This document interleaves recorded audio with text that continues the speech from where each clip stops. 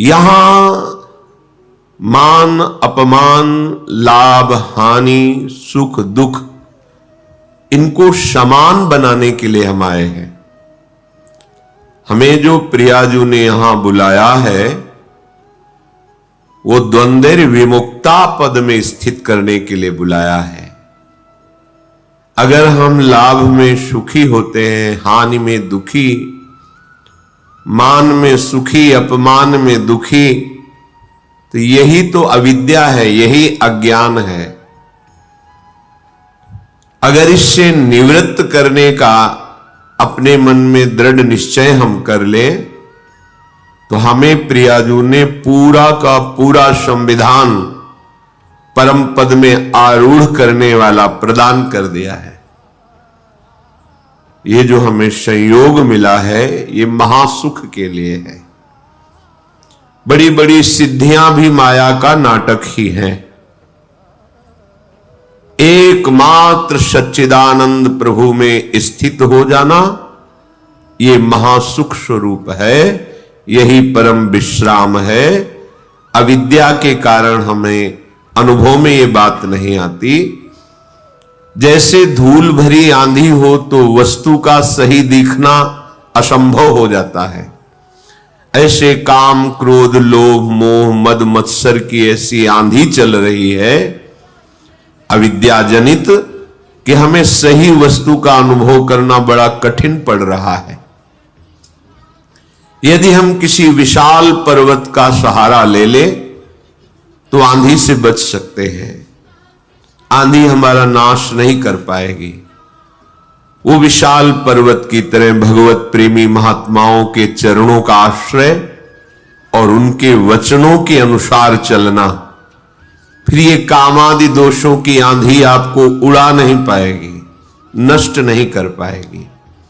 श्रीपाद प्रबोधानंद जी महाराज कह रहे हैं कि यदि हमें वृंदावन आने को मिल गया, वृंदावन वासी का संग मिल गया, श्यामा श्याम की उपासना का परिचय मिल गया, ये बड़ी दुर्लभ बात है।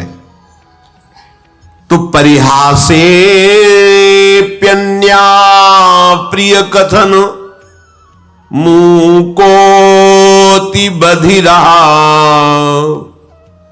परेशान दोषानुश्रुति मनु बिलोकेन्ध नयनः शिलावन्निश्चेष्टः परवपुषि बाधा लव विधौ कदा वत्स्याम्यस्मिन् हरिदैत वृंदावन वने। यदि कृपा करके प्यारेजू ने मुझे वृंदावन बुला लिया, सत्संग सुनाया, सतमार्ग का परिचय मिला, अब हम अपने साथ धोखा नहीं करेंगे। कोई किसी के साथ धोखा नहीं करता। तुम समझते हो हमने दूसरे के साथ छल करके, कपट करके, चोरी करके, चतुराई से ऐसा कर लिया, दूसरे के साथ नहीं।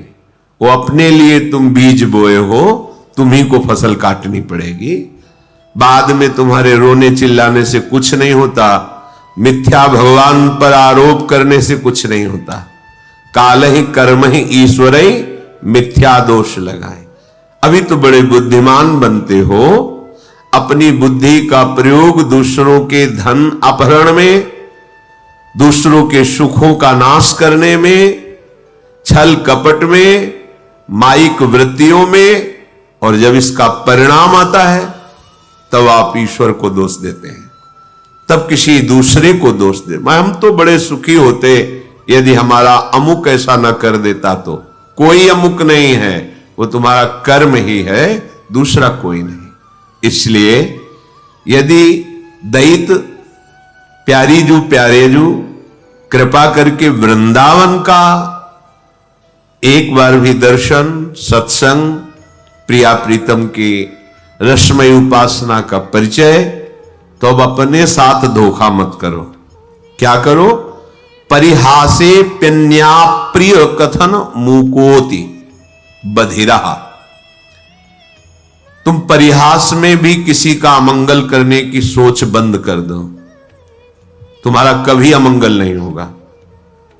दूसरों का तुम अहित करते हो, दुख देते हो, और तुम सुखी होना चाहते हो, असंभव। ये अज्ञान की वृत्ति हटा दो। परिहासे भी, मजाक में भी किसी को दुख मत दो, मजाक में भी किसी को ऐसे कटु वचन मत कहो जो उसके हृदय को छू जाए, हृदय को दुख पहुंचा दे। और यदि तुम्हारा कोई अपमान करके कड़वी बात कहे तो बोले बधिरा, बहरे बन जाओ, सुनो ही मती, नहीं सुनना। जैसे कोई पागल आदमी हमें गाली दे, अपनी कुचेष्टाएं हमारे ऊपर करे, तो हमें ये रहता है पागल है। ऐसे ही त्रिगुणात्मिका माया के द्वारा जिनके ज्ञान का अपहरण कर लिया गया है, सतमार्ग के पथिक की वो अवहेलना करें, निंदा करें, दोष दृष्टि करके, दोष निकाल करके उनको प्रकाशित करें, वर्णन करें, कोई फर्क नहीं पड़ना चाहिए, क्योंकि वो बेचारे पागल हैं। त्रिगुणात्मिका माया अविद्या के द्वारा उनकी बुद्धि मलिन कर दी गई है। इसलिए भगवत मार्ग के उपासक को जब कोई निंदा करे, गाली दे, कटुवचन बोले, तो बधिरा, बहरे की तरह हो जाना चाहिए, हमें सुनाई ही नहीं दिया, ऐसी उपेक्षा कर देनी चाहिए। पर हमारे द्वारा परिहासे प्यन्या अप्रिय कथन, हंसी मजाक में भी किसी का अप्रिय वाणी से अपमान नहीं करना, किसी की चुगली नहीं करना, किसी की निंदा नहीं करना। हमारी कोई करे तो बहरा बन जाना, सुनना ही नहीं। पूज्यपाद सिवड़िया बाबा जी महाराज कहते हैं, जब तुम्हारी भाषा में तुम्हारे को कोई अपमानित करे, निंदा करे, तुम ऐसे सुन के निकल जाओ जैसे विदेशी भाषा में जिसका आपको ज्ञान न हो, और वो फिर आपको कटुवचन अपशब्द कहे, तो आप ऐसे सहज में निकल जाओ। आपको पता नहीं क्या बोल रहा है। जब पता हो क्या बोल रहा है फिर भी हमारे अंदर कोई फर्क ना पड़े, तो समझो हम उपासक हैं अध्यात्म मार्ग के। परेशान दोषानुश्रुतिमनु विलोकेंद्र नयन।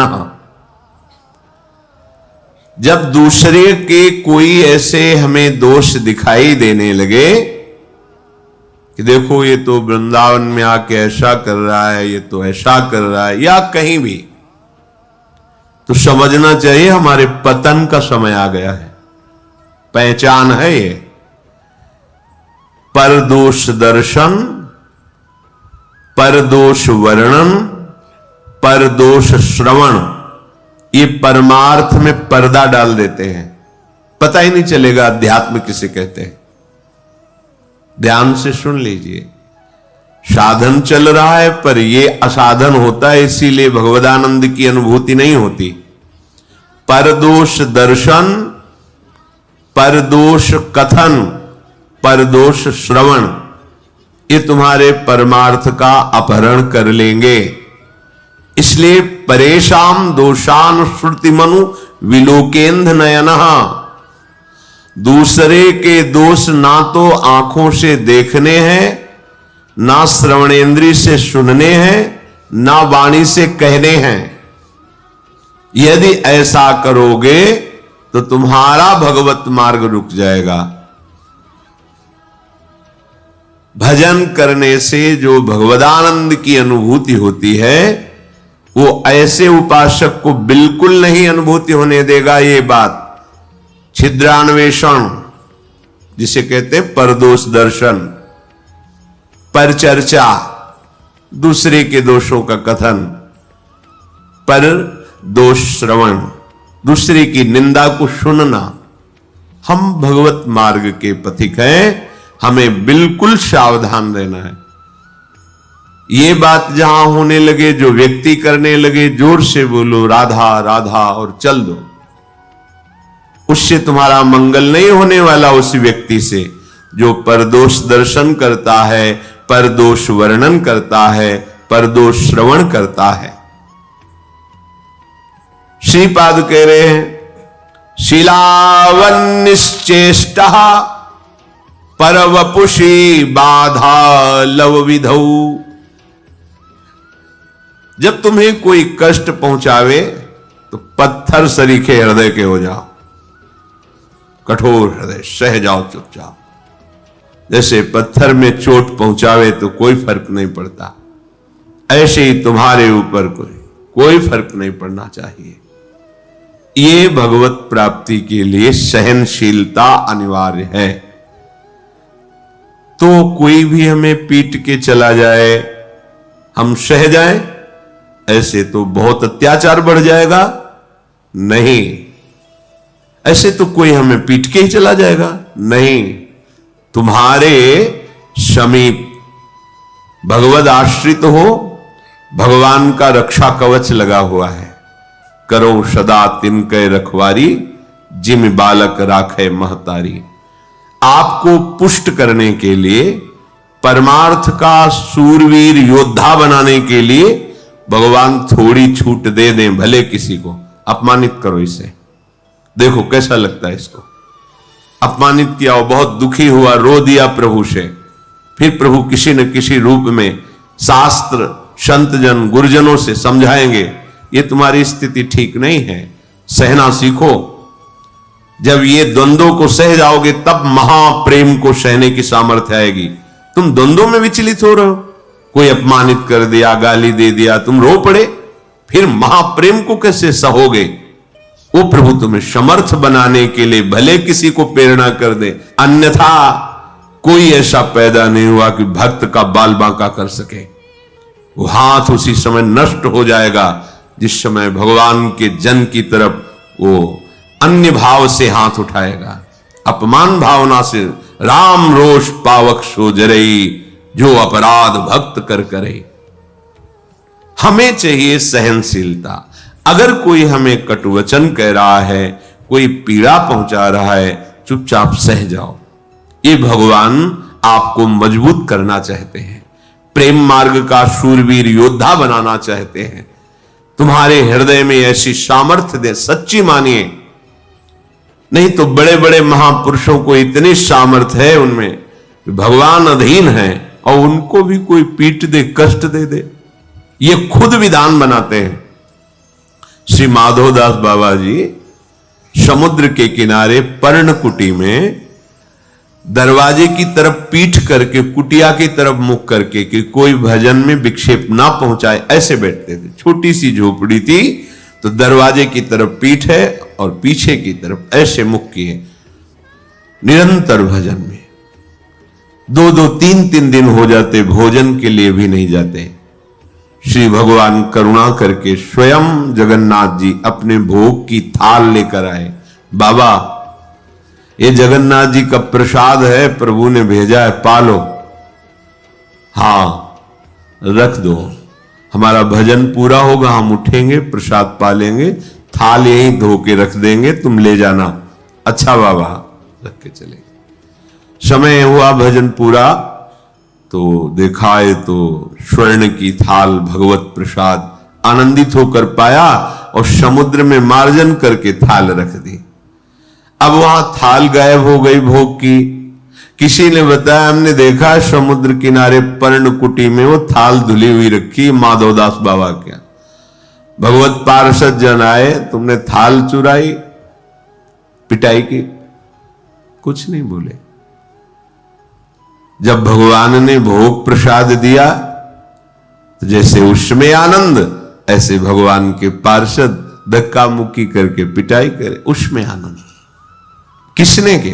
उनको यह समझ नहीं है कि ऐसे एकांतिक गर्भगृह से भोग की थाल भला बाबा के, और अगर ले जाते तो सब बाहरी तो बैठे थे ध्यानस्थ कि भगवान भोग आरोग रहे, पार्षद बैठे हुए चिंतन कर रहे, पर वहां प्रभु पिटाई करवाना चाहते थे। नहीं, किसी की ताकत है कोई छूले भक्त को, क्यों करवाना चाहते हैं? अपने भक्त को मान रहित, देह भाव रहित, हृदय में ऐसा महान पुष्ट भगवत प्रसाद पा रहे हैं, भगवत पार्षदों से पिटाई, दोनों समान।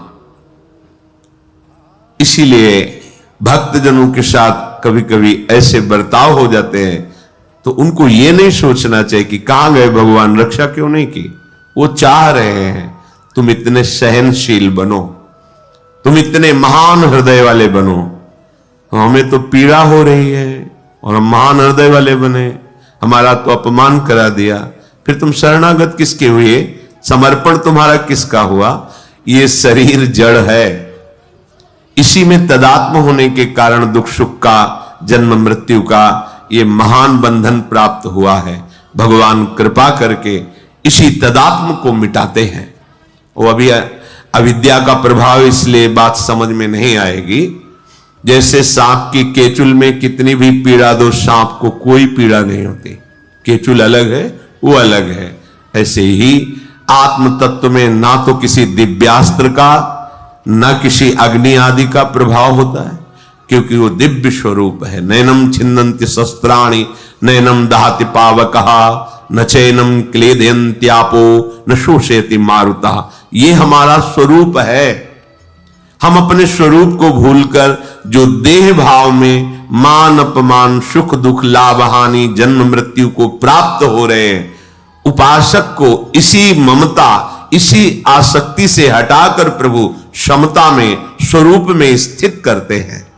वो जगत गुरु हैं, वो सर्व रूप में हैं, वो काहे को हमें कष्ट देंगे, हमारा माना हुआ भ्रम नष्ट करते हैं। सच्ची मानिए तो श्रीपाद कह रहे शिलावन निश्चेष्ट पर वपुषि बाल लव विधो।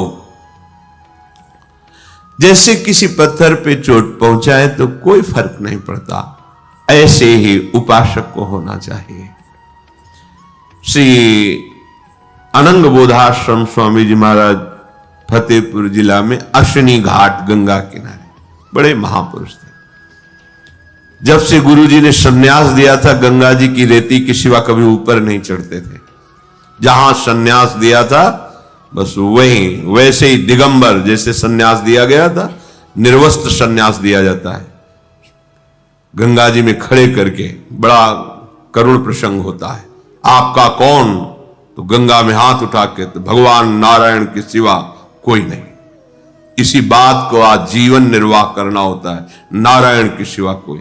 फिर वो व्यवहार रक्षा के लिए लंगोटी और अचला आदि देते हैं।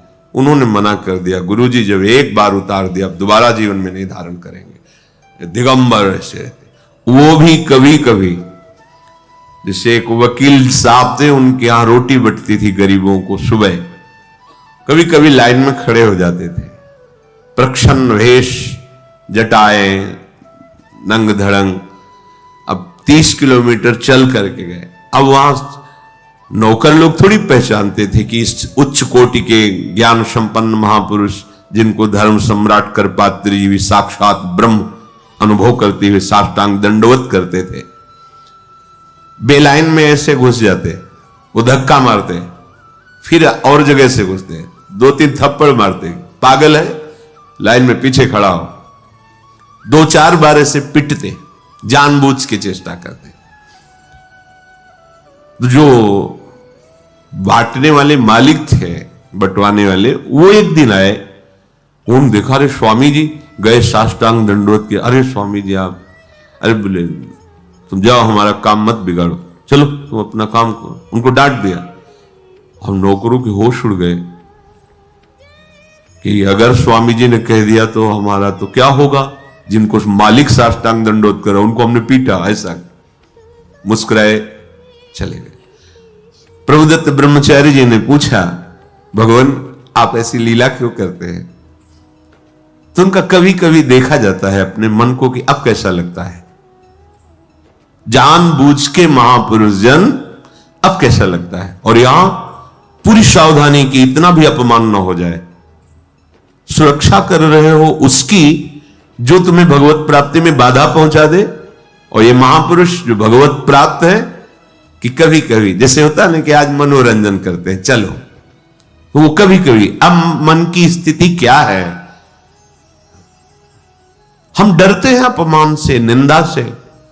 वो कह रहे नीचापमानम शुद्धा, नीच पुरुषों द्वारा किया अपमान परमार्थ के पति के लिए अमृत है। सम्मानम कल्याति घोर गर्णम, सम्मान ये घोर विष है। तो कैसी अविद्या, हम विष को तो अमृत के समान पीते हैं और अमृत को विष मान लेते हैं। इसलिए कह रहे शिलावन निश्चेष्टा पर वपुषी बाधा लव विधो, तुम्हें कोई भी बाधा एक क्षण के लिए भी अंदर स्वीकार नहीं करनी चाहिए, बाहर से चाहे जितनी। देखो आपका अहंकार ये बात बर्दाश्त नहीं करेगा, ये अविद्या है, अज्ञान है। जब आप अपने स्वरूप में स्थित होंगे तो दूसरा कोई है ही नहीं। जिसे होता है कि फिर तो दूसरों को बहुत प्रोत्साहन मिल जाएगा, जब जो चाहेगा, ऐसा नहीं है। ये सृष्टि ईश्वर के द्वारा शासित है। लाखों लोगों में अलग अलग चेष्टाएं, अलग अलग भाव, लेकिन सबका शासन वो ईश्वर कर रहा है। नहीं जो विश्व में अपने को ही केवल तो वो सबका नाश कर दें, नहीं कर सकते। जितना उनके द्वारा विनाशकारी चेष्टा होनी है, क्योंकि विनाश का भी क्षेत्र भगवान का ही है। अगर सृजन का है, पालन का है, तो संहार का भी है। उतना ही कर सकता है, आगे नहीं। हजारों पशुओं में सिंह उसी को पकड़ेगा जिसका आहार निश्चित हो गया है। पूरा विधान से चलता है, ऐसा नहीं कि मनमानी यहां सब कुछ हो रहा है। सृष्टि में पूरा विधान से हो रहा है। कर्मों का जाल बिछा हम अज्ञानी जीव वर्तमान की बात को देख करके केवल अनुमान लगाते हैं हमारे साथ गलत हुआ। लेकिन आप इसी जन्म की बातें अपनी देख लो, फिर आप देखो कि अगर इसका दंड ये, इसका दंड ये, इसका दंड ये, तो मेरी दुर्दशा क्या होगी। हम लोग अनजाने में, अज्ञान में बड़े बड़े अपराध कर देते हैं। एक लक्ष्मण रेखा सी वो आती है ना, चींटियां कीड़े ये हमारे घर में ना रहें, खींच दी। सैकड़ों चींटी, सैकड़ों जीव मर गए। ये क्या हो रहा है? तुम्हें नहीं समझ में आ रहा है? अपराध बन रहा है। सब में परमात्मा तत्व विराजमान है। जैसे पृथ्वी में रहने का तुम्हारा अधिकार है, ऐसे तो जीवों का अधिकार है। छिप के लिए मार डालो, निकाल के बाहर फेंको, मार डाला, कुचल डाला ईंट से, ये क्या है? क्या उसका अधिकार इस सृष्टि में जीने का नहीं? तुम मनुष्य शरीर में हो तो केवल तुम्हारा ही अधिकार है। बहुत से ऐसे जिनको हम पाप नहीं समझते हैं, हमारे द्वारा बहुत से ऐसे अनर्थ होते रहते हैं। सोचो, एक तितली की गुदा में खेल खेल में कांटा ऐसे गाड़ कर छोड़ दिया मांडव्य ऋषि, उनको दंड मिला सूली की सजा। और जैसे छोड़ दिया तो वैसे सूली निकली नहीं, काटी गई। महाभारत में स्पष्ट भगवान व्यास देव जी ने लिखा है। आप कितने जीवों की हत्या करते हैं? आपको दर्द होता है? अरे एक चींटी भी वही है ईश्वर जो तुम्हारे हृदय में, जो एक हाथी के, जो एक बड़े से बड़े के हृदय में ईश्वर, वो वहां बैठा हुआ है। क्या जाता है? आप अपनी सुरक्षा कीजिए। आप ऐसी जहरीली चीजें जिससे लाखों जीव, जो गुजरेगा उससे मर जाएगा, छोटा मोटा सब जीव। अरे कोई चींटी बना, कोई कीड़ा बना हुआ है, वो हम ही आप हैं। कर्म के परिणाम स्वरूप हमको ऐसी योनियां मिली हैं। अपने को लगता है हमने तो पाप किया ही नहीं, हमें दंड क्यों मिलता है? ईश्वर है, सर्व सामर्थ्यशाली है। बिना आपके कर्म बिगड़े आपको दंड मिल ही नहीं सकता। अगर हम ऐसा मानते हैं तो हमें सहना चाहिए। अगर हम नहीं मानते तो नया कर्म फिर ऐसा बन जाएगा जो आगे हमें और नष्ट करेगा। इसलिए शिलावन निश्चेष्टा, जैसे हमारे शरीर में कर्म परिणाम से जब फोड़ा होता है और वो पकता है और भीषण कष्ट देता है तो हम सहते हैं। हम डॉक्टर के पास जाके पैसे भी देते हैं, कष्ट भी सहते हैं, पर उसका ऑपरेशन करवाते हैं। ऐसे ही हमारा बुरा कर्म जब हमारे ऊपर आता है, वो किसी न किसी विधान में दंड हमें देता है, हमें चुपचाप सह लेना है। राधा राधा राधा, तो वो नष्ट हो जाएगा और आगे परम मंगल, परम सुख का विधान हो जाएगा। कदा वत्स्याम्यस्मिन् हरिदयित वृंदावन बने। आहा, मैं हरि के प्यारे या दैत प्राण प्यारे युगल सरकार के नित्य लीला स्थली बिहार स्थली वृंदावन में इस प्रकार कब रहूंगा। किसी की बुराई नहीं करूंगा, बुराई नहीं सुनूंगा, बुराई नहीं देखूंगा। अगर कोई हमें गाली आदि अपमानित करता है, मैं प्रसन्न मुद्रा में सहूंगा। अगर नई प्रसन्नता से तो राधा राधा कह के चुपचाप चल दो वहां से, प्रतिकूलता मत पैदा करो। अगर कोई हमें कष्ट देता है तो मेरे ही कर्म का फल है, मैं ऐसा मानकर उसे सह लूंगा और प्रिया प्रीतम के चिंतन में श्री धाम वृंदावन में अपना जीवन व्यतीत करूंगा। सीधे भगवत प्राप्ति। शोढ्वापि दुखानि सुदुस्सहानि त्यक्त्वाप्यहो जाति कुलादिकानि भुक्त्वा स्वापाकैरपि थुत्कृतानि वृंदाटवी वासमहं करिष्ये। अब मैंने निश्चय कर लिया है कि इस जन्म में मुझे प्रिया प्रीतम की प्राप्ति करनी है, अर्थात महान सुख महान स्थिति प्राप्त करनी है। तो तैयार हो जाओ अतिशह दुषह दुख सहने के लिए, दुषह दुख सहने के लिए। अब कोई ये कहे कि दुषह दुख सहने और भगवत प्राप्ति, नहीं, फिर हमें नहीं चाहिए, हमें तो सुख चाहिए। ये ही दुषह दुख तुम्हें सहना पड़ेगा कि तुमने जो मिथ्या आसक्ति प्रेम पैदा कर लिया है जगत में, अब इससे हटने में तुम्हें दुख लगेगा। जैसे तुम्हारा जो अभ्यास नशा करने का है, भोग भोगने का है, नाना प्रकार के मनोरंजन कुचेष्टा करने का है, अब उनसे जब हटने की बात आएगी तो आपके मन को दुख लगेगा। ये सहने के लिए तुम तैयार हो जाओ। शोढ्वापि दुखानि सुदुस्सहानि, यद्यपि ऐसा सहना बड़ा कठिन होता है। मन कह रहा है ये देख लूं और उसे आप रोकेंगे तो आपको कष्ट देगा, दुख देगा। ये भोगूं, आप उसे रोकेंगे, वो आपको दुख देगा। ये सहे बिना अध्यात्म का प्रकाश नहीं होता। इसीलिए बातें बनाने वाले लोग जैसे बड़ी ऊंचाई के प्रश्न करते हैं और जब उनका दर्शन करते हैं तब लगता है ककहरा नहीं आता परमार्थ का, और बात करते हो बहुत ऊंचाई की। जब तक तुम्हारे अंदर संसार में सुखद भोगों को सत्य मानकर भोगने की लालसा है, तब तक तुम अज्ञानी ही हो, चाहे जितना ज्ञान बघारो। स्वात्मा रामम, जो आत्मा राम पुरुष ज्ञानी जन है, विषय मृग तृष्णा में कभी भ्रमित नहीं होते, ये झूठे हैं। जैसे वमन कोई खाने की इच्छा नहीं करेगा, ऐसे ज्ञान जिसके हृदय में जागृत हो गया है, किसी भी इंद्रिय के विषय के भोग उसे आकर्षित नहीं कर सकते। तो इसी आकर्षण में जब हमारी आसक्ति हो गई है और उससे जब हमको हटाया जाएगा तो बड़ा दुख महसूस होगा। जैसे खेलते हुए बालक को, धूल धूसरित बालक को माता उन खेलों से निवृत्त करके सुंदर स्नान करके सजाकर अपनी गोद में बैठालकर अपने वक्षा स्थल का परम पवित्र दुग्ध पान कराने की चेष्टा कर रही है, पर बालक को लगता है कि मुझे दुख दिया जा रहा है, मेरे खिलौने छीने जा रहे हैं, मुझे खेल से हटाया जा रहा है। पर वो ये नहीं जान रहा कि ये मां का विशुद्ध प्यार है।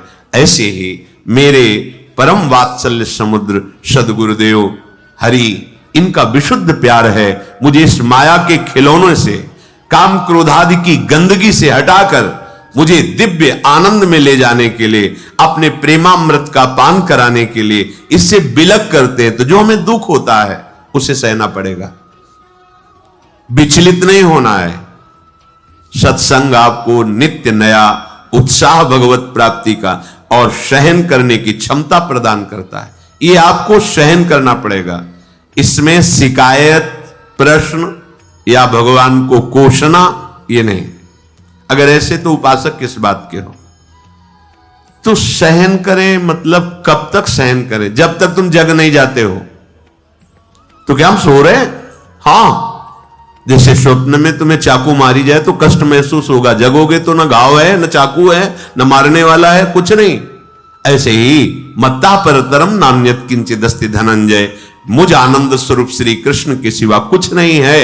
यह है जगे हुए पुरुष का दर्शन। सोए हुए पुरुष का दर्शन, स्त्री पुरुष जड़ चैतन्य दुष्ट महात्मा ये वो, बस नाना तो मैं मोर तोर तय।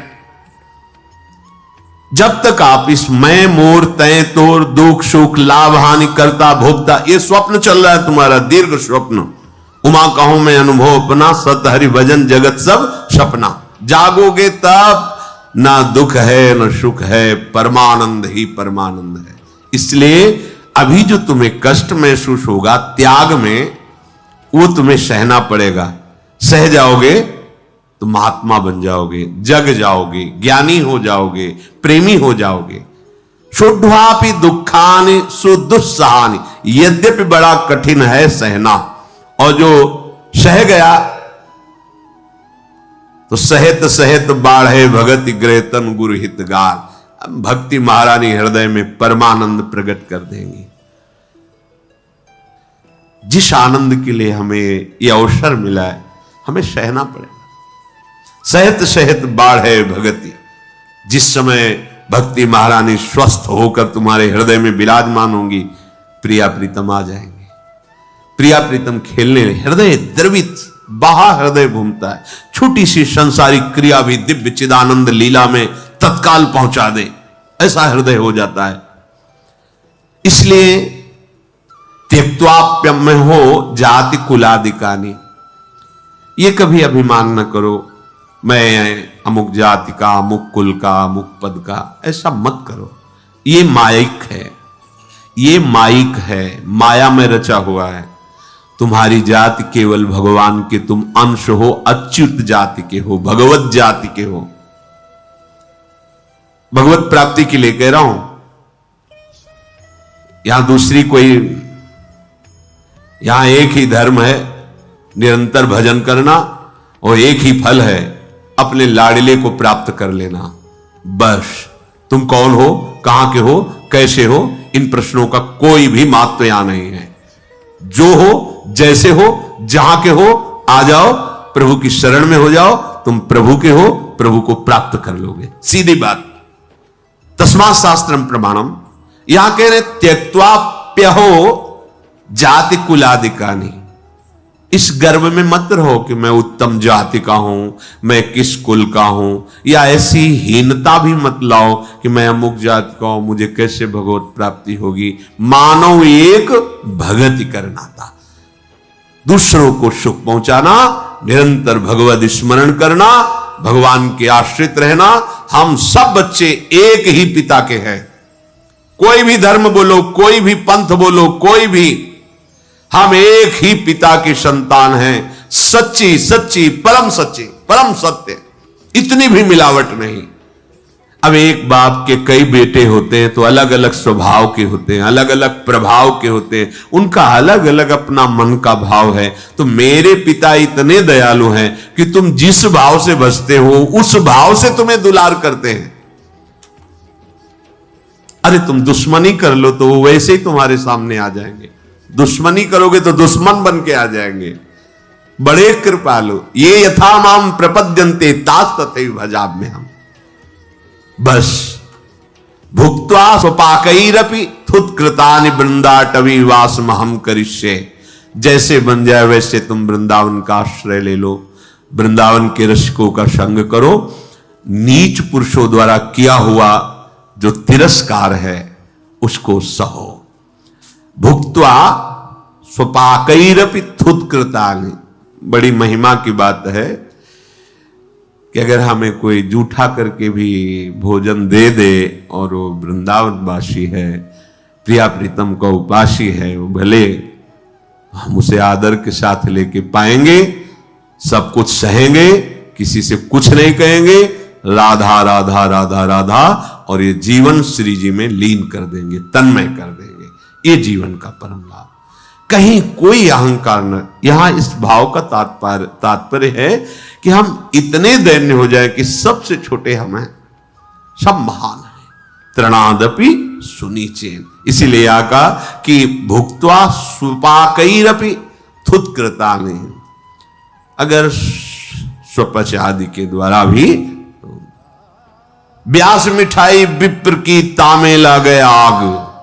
वृंदावन के स्वपच की जूठन खाइए मांग, उसी का संस्कृत में कह रहे हैं भुक्त्वा स्वपाकैरपि थुत्कृतानि, जूठा भूख लगेगो मांग खाऊंगो गिनो न सांझ सवेरो, ब्रजवासिन के जूठ टूक और घर घर छाछ महेरो, ऐसो कब करी हो मन मेरो। क्योंकि यहां केवल प्रेम निधि प्रियालाल के ही निज जन है, इनमें भेदभाव नहीं करना है। जैसे श्री जी हमें रखे, जैसी परिस्थिति हो, बस हमें राधा वल्लभ श्री हरिवंश, राधा वल्लभ श्री हरिवंश, इसी से सब मंगल।